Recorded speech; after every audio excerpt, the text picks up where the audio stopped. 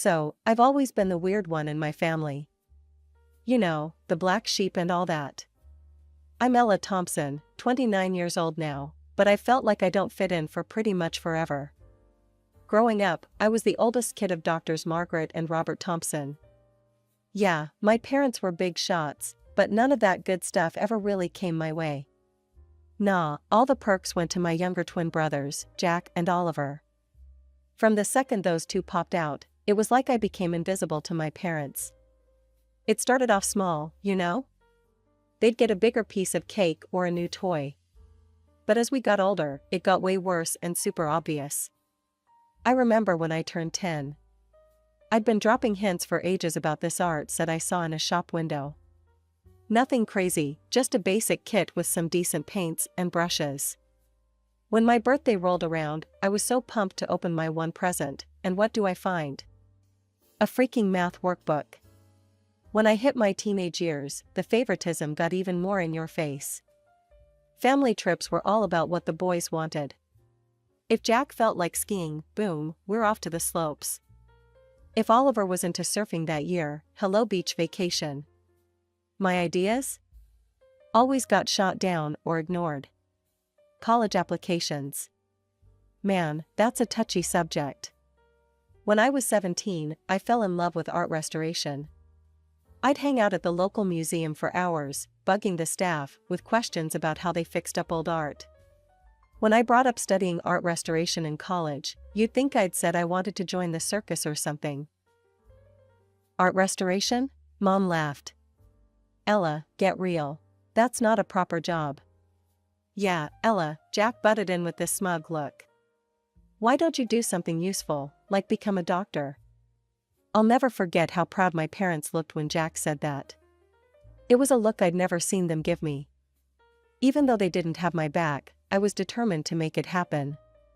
When college acceptance letters started showing up, I was over the moon to find out I'd scored a scholarship to study art restoration. I remember running into the kitchen, waving the letter around like a crazy person. Mom, Dad, I got a scholarship. Mom barely looked up from her medical journal. That's nice, honey. Did you hear the boys got perfect scores on their SATs? The day I left for college was so different from when the twins would leave 2 years later. I packed up my second-hand laptop and thrift store clothes, getting ready to take the bus to my not-so-fancy state school. My parents were too caught up in their work to even give me a ride to the bus station. But there was one person who actually saw me for who I was. My grandma, Elizabeth. She showed up that day, and right before I was about to leave, she pulled me aside. Ella, sweetie, she said, pushing a small envelope into my hand. I'm so proud of you. Don't ever forget that. Inside the envelope was a check, not enough to change my whole life, but enough to make things a bit easier. But more than the money, it was the fact that she actually noticed me that meant everything. So, college was kind of a mixed bag for me. On one hand, I was finally free from always being compared to Jack and Oliver. I could really dive into my studies without feeling like I was in some weird competition for attention. But on the other hand, money was tight. Like, really tight. While I was barely getting by on my scholarship and working part-time jobs, I'd hear about all the fancy stuff my brothers were up to through family calls and social media. Fancy frat parties, spring break trips to crazy places, internships at big-shot hospitals, all paid for by our parents, of course. Time went by, and I threw myself into my studies like crazy. Art restoration became more than just what I wanted to do for a job, it was my escape, my happy place. There was something really satisfying about bringing beauty back to old, forgotten pieces, about showing the hidden potential under layers of neglect and damage. In my last year, I scored an internship at this small but respected museum. It wasn't fancy work, mostly cleaning and organizing stuff, but it was a way in. I was over the moon. When I called home to share the news, my mother's response was exactly what I expected, lukewarm at best. Oh, that's nice, dear, she said, sounding distracted. Did you hear about Jack's research paper? It's being published in a major medical journal. I held back a sigh. That's great, Mom. Listen, I was thinking of coming home for a weekend soon. Maybe we could. Oh, I'm not sure that's a good idea, she cut me off quick. Your father and I are going to be really busy. We're helping the boys with their research papers. You understand, right? As I hung up the phone, I felt that familiar mix of anger and hurt building up in my chest. But this time, there was something else too. A little spark of defiance, of determination. I looked around my tiny dorm room, at the art books piled up on my desk, at the half-finished restoration project taking up most of my floor. This was my world now, one I had built for myself despite everything. Screw them, I muttered to the empty room. I don't need their approval. But even as I said it, a part of me knew it wasn't true. As much as I tried to deny it, a small part of me still wanted my parents to recognize me, still hoped that one day they'd see me for who I really was. So, graduation day came and went without much fuss from my family. My big moment was marked by a quick dinner at some chain restaurant. So, Ella, what's next? Dad asked, barely looking up from his menu.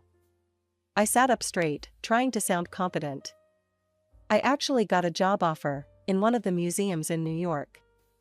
Dad frowned. I don't know, Ella. New York is expensive. How much does this job pay? I felt my face get hot as I mumbled the not-so-impressive starting salary. The disappointment on their faces was super obvious. The rest of the dinner was a blur of thinly veiled criticism and comparisons to Jack and Oliver's academic awesomeness. As we were leaving the restaurant, Grandma Elizabeth pulled me aside. Don't let them dim your light, my dear, she whispered, pressing a small envelope into my hand. Go to New York. Chase your dreams. Inside the envelope was a check, enough to cover my first month's rent in the city. I hugged her tight, trying not to cry. The next few years were crazy. I threw myself into my work, slowly but surely making a name for myself in the world of art restoration. It was during this time that I met Noah. Noah was a struggling graphic designer with a nice smile and this infectious passion for his work. We clicked right away over our shared love of art and our experiences as underdogs in our fields. After dating for a while, I decided it was time for Noah to meet my family. From the second we sat down, it was clear my parents had other ideas.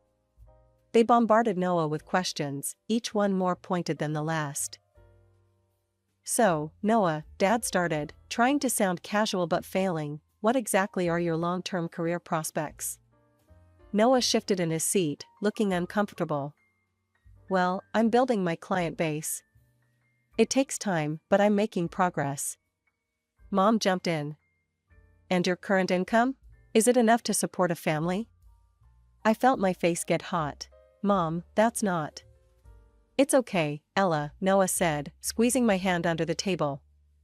I'm not where I want to be money-wise yet, Dr. Thompson, but I'm working hard to get there. The interrogation kept going throughout dinner. With each question, I could see Noah's confidence taking a hit, and my own anger rising. As we were leaving, Mom pulled me aside. Ella, honey, I know you think you care for this boy, but you need to be realistic. You've already chosen a challenging career path. Don't make it worse by attaching yourself to someone with no real future. Mom, I hissed, shocked at how blunt she was being. Dad joined in. Your mother's right, Ella. You need to think about your future. This Noah seems nice enough, but is he really good enough for you? You could do so much better. I stood there, speechless, as years of pent-up frustration threatened to explode. How dare they judge Noah? How dare they once again dismiss my choices? So, as Noah and I started planning our wedding, reality hit us hard. Our combined savings were pretty pathetic, barely enough for a simple ceremony. One night, after staring at budget spreadsheets for hours, I decided to bring it up with my parents. Maybe they'd want to chip in. Mom, Dad, I started hesitantly during our weekly phone call. Noah and I have set a date for the wedding. We're trying to keep costs down, but I was wondering if maybe you'd like to help out a little? Even just with the planning? The silence on the other end of the line was so long and awkward. Finally, Mom spoke, her voice cold as ice. Ella, you're an adult now. If you've chosen to marry this person, then you need to handle the consequences yourself. I hung up feeling like crap, but not really surprised. Once again, Grandma Elizabeth swooped in to save the day. When I told her about the situation, she didn't hesitate to help. My dear, she said, her voice warm over the phone, I may not be able to give you the wedding of your dreams, but I want to help make your day special. She sent over some money that, while not a ton, made a huge difference to our plans. The wedding day arrived, and I had this mix of excitement and nerves churning in my stomach. The community center we'd rented was simple, but looked nice, decorated with wildflowers and twinkly lights. Our small group of friends had pitched in, helping with everything from the decorations to the homemade cake. As I walked down the makeshift aisle, Noah's face lit up with a smile that made all the struggle worth it. For a moment, I forgot about everything else, the money stress, my family being jerks, and just soaked in the love radiating from his eyes. The bubble burst as soon as I caught sight of my family. Mom and Dad sat stiffly in the front row, looking bored and disgusted. I overheard Mom muttering to Dad about the tacky decorations and cheap food. Jack and Oliver were even worse, snickering in the corner and constantly on their phones. I tried to ignore them, focusing instead on our vows and the supportive faces of our friends. It wasn't until the next day that I realized just how cruel they could be. I woke up to a ton of notifications on my phone. Jack and Oliver had gone on social media, posting a bunch of unflattering photos from the wedding. Congrats to our big sis on her special day, read one caption under a blurry photo of Noah and me cutting our homemade cake. Nothing says true love like a dollar store wedding. Another post showed a picture of the buffet table next to a photo of a fancy meal from some high-end restaurant. Ella's wedding versus our average Tuesday lunch. Guess which one's which? The comments section was a war zone. Some relatives were shocked at the brothers' behavior. This is completely unacceptable, you should be ashamed of yourselves, wrote Aunt Sarah. But others seemed to think it was funny. Savage but true. That wedding looked like a homeless convention, commented our cousin Tim. I felt sick reading through the comments. But what really broke my heart was seeing my parents' responses. Instead of telling their sons off, they were actually encouraging them. Mom had commented, "Boys will be boys. It's just a bit of harmless fun." I didn't call them and demand an apology. I just decided to forget about them for a while. So, 6 months after our wedding, it was time for the annual Thompson family reunion. Even though I was worried about it, Noah thought I should go, hoping it might be a chance to clear the air. Man, were we wrong. The tension was so thick you could cut it with a knife. I managed to keep it together for the first hour, making polite conversation and avoiding my immediate family as much as I could. But then I overheard Jack bragging about his latest fancy vacation, paid for by our parents, of course. Something inside me just snapped. Must be nice, I said, loud enough for everyone to hear. To have mommy and daddy bankroll your entire life. The room went dead quiet. Jack stared at me, his mouth hanging open. What's that supposed to mean? You know exactly what it means, I shot back, years of pent-up frustration finally boiling over. You and Oliver have been handed everything on a silver platter, while I've had to fight for every scrap of recognition or support. Mom stepped forward, her face red with anger. Now, Ella, you're being ridiculous. We've always treated you children equally. I let out a bitter laugh. Equally? Are you kidding me? Let's talk about equal, shall we? I started counting off on my fingers. Private school tuition for the boys, public school for me. Brand new cars for their 16th birthdays, nothing for mine. And let's not forget the crowning achievement, $300,000 for their Ivy League medical educations, while I had to scrape by on scholarships and loans. The room was so quiet you could hear a pin drop, all eyes on our family's dirty laundry being aired so publicly. Mom's voice was ice cold when she spoke. If you're so obsessed with money, Ella, perhaps you should have married someone rich instead of your poor husband. Her words hit me like a punch to the gut. Noah, who had been silently supporting me, stiffened beside me. "How dare you?" I hissed, feeling tears in my eyes. "Noah is worth 10 of you. He actually loves me for who I am, not for how I can make him look good to his country club friends." The reunion turned into total chaos. Everyone was throwing accusations, bringing up old grudges, and years of resentment came pouring out. In the middle of all the shouting, a strong voice cut through the noise. "Enough." Everyone turned to see Grandma Elizabeth standing up, her usually kind face looking stern and angry. "I have watched this family tear itself apart for years, and I won't stand for it anymore," she declared. "Margaret, Robert, your treatment of Ella has been shameful. And you boys," she turned to Jack and Oliver, "your cruelty towards your sister is unforgivable." For a moment, the room was silent. Then Mom, never one to back down, spat out, "Mother, you don't understand. Ella has always been difficult, always causing problems." "No, Margaret," Grandma interrupted. "The only problem here is your blatant favoritism and inability to see the damage you've done." I looked around the room, at the shocked faces of my relatives, at my grandmother's resolute stance, at my parents' anger, and my brother's smug expressions. In that moment, something inside me broke and then came back together differently. "I'm done," I said, my voice quiet but firm. "I'm done trying to win your approval, done trying to be part of this toxic family. Noah and I are leaving, and don't bother trying to contact us." The months that followed were tough. Noah was my rock through it all. He held me when the sadness hit, celebrated the small victories, and never once made me feel guilty for the family drama I'd brought into our lives.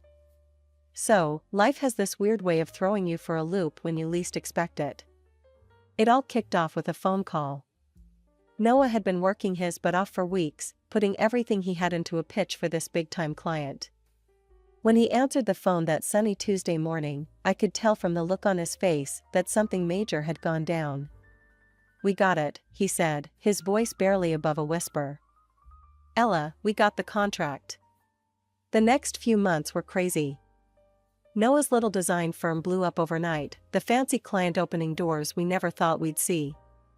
Suddenly, we weren't just scraping by, we were rolling in it.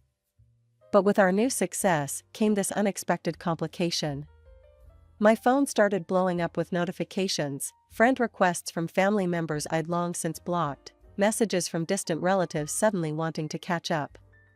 And then, the call I'd been dreading.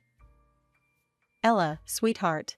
My mother's voice, sickly sweet, came through the line. "We've heard the wonderful news about Noah's business. We always knew you two would make it." The bullshit kept coming. My father got on the line, talking about how proud they were, how they'd always believed in us. I listened in stunned silence, getting angrier with each lie. "We'd love to see you," Mom chirped. "Maybe we could all have dinner, celebrate your success as a family?" That snapped me out of it. "As a family?" I repeated, my voice hard. "We haven't been a family for a long time, and that's not going to change just because our bank account has." I stuck to my guns. When my parents showed up at our door out of the blue, I didn't let them in. When they sent fancy gifts, I sent them right back unopened. Instead, Noah and I focused on building the life we'd always wanted. We worked hard, saved smart, and eventually found ourselves signing the papers for a beautiful apartment right in the middle of the city. Excited to share our happiness, I posted a photo on social media. It was a simple shot, Noah and I, keys in hand, standing in front of our new home. Next to it was a picture from our most recent visit with Grandma Elizabeth, her proud smile beaming at the camera. "New beginnings and old love," I captioned it. "Grateful for those who've been there through it all. New home, family." As I hit post, I felt like a weight had been lifted off my shoulders. This was my family now, Noah, Grandma Elizabeth, and the friends who had stood by us through thick and thin. We had built this life for ourselves, despite the odds, despite all the people who said we couldn't do it. The soft evening light was coming through the windows of our new apartment as I was busy in the kitchen, getting dinner ready for Noah and Grandma Elizabeth. It was our first real family dinner in our new place, and I wanted everything to be just right. The sudden, aggressive pounding on the front door shattered that peace in an instant. "Ella, open up. We know you're in there." My blood ran cold. I'd know those voices anywhere, Jack and Oliver. Before I could even react, the door burst open. My brothers stormed in, their faces twisted with anger. I barely had time to see Noah jumping to his feet before Jack was in my face, jabbing an accusing finger at my chest. "You manipulative little bitch," he snarled. "We always knew you were playing the long game, but this? This is low, even for you." I stumbled back, shocked by how much venom was in his voice. "What are you talking about?" Oliver laughed, and it was a harsh, ugly sound. "Don't play dumb, Ella. We saw your little social media post. Showing off your new apartment, posing with Grandma. You think we can't put two and two together?" It hit me what they were thinking. "You think Grandma bought us this apartment?" "We know she did," Jack spat. "You've been playing the poor, neglected child for years, worming your way into her good graces. And now you've manipulated her into making you the sole heir." I felt a surge of anger, straightening my spine. "You have no idea what you're talking about. Noah and I bought this apartment ourselves. With our own money, that we earned." Oliver sneered, his eyes darting around the room. "Right, sure you did. Where is the old bat anyway? Hiding her away so we can't talk sense into her? That crazy old woman should be in a cemetery by now. I can't wait for her to kick the bucket so I can sell her house and live it up." The room fell deadly silent. For a moment, I thought I might have imagined those horrific words. Then, a quiet voice spoke from the doorway of the guest room. "So this is how you truly feel about me." All heads turned to see Grandma Elizabeth standing there, her face a mask of shock and disappointment. The color drained from Jack and Oliver's faces as they realized their grandmother had heard every word. "Grandma," Jack stammered, we didn't mean." Elizabeth held up a hand, shutting him up. "I've heard enough," she said, her voice quiet but firm. "I finally understand who truly values me and who sees me as nothing more than a meal ticket." I found my voice, strengthened by my grandmother's presence. "I think you both need to leave. Now." For a moment, it looked like they might argue. But one look at Grandma's face, a mixture of hurt and resolve, seemed to deflate them. They slunk towards the door, muttering weak excuses. The aftermath of that crazy evening hit like a storm. My phone wouldn't stop buzzing, constantly reminding me of the mess that had blown up. Mom's name popped up on the screen for what felt like the millionth time. Against my better judgment, I picked up. "Ella," her voice was sharp, not sounding like a mom at all. "You need to fix this. Your grandmother is furious with the boys. You need to smooth things over, tell her it was all a misunderstanding." I let out a bitter laugh. "A misunderstanding?" "They broke into my home and said they couldn't wait for her to die so they could sell her house." "How exactly is that a misunderstanding?" "They didn't mean it," Dad chimed in, apparently on speakerphone. "You know how the boys can be. They were just upset." "Upset about what?" I challenged. "That Noah and I bought an apartment with our own money? That Grandma loves me?" Mom's voice turned sickly sweet. "Sweetheart, we know you've always felt left out. But you need to think about what's best for the family. Your brothers deserve that inheritance. Don't be selfish." Something inside me snapped. Years of pent-up frustration and hurt came pouring out. "Selfish? You're calling me selfish?" After years of favoritism, of dismissing my achievements, of treating Noah and me like second-class citizens? And now you have the audacity to demand I give up an inheritance I never even asked for? "Now, Ella," Dad started, but I cut him off. "No. I'm done. I'm done with the manipulation, the guilt trips, all of it. Don't call me again. Don't text. Don't show up at my door. We're through." Over the next few days, I blocked their numbers, along with Jack and Oliver's. It was painful, like cutting off a diseased limb, but necessary for healing to begin. As the dust settled, I found myself surrounded by a different kind of warmth. Grandma Elizabeth, now fully aware of the family dynamics she had long suspected, became an even more constant presence in our lives.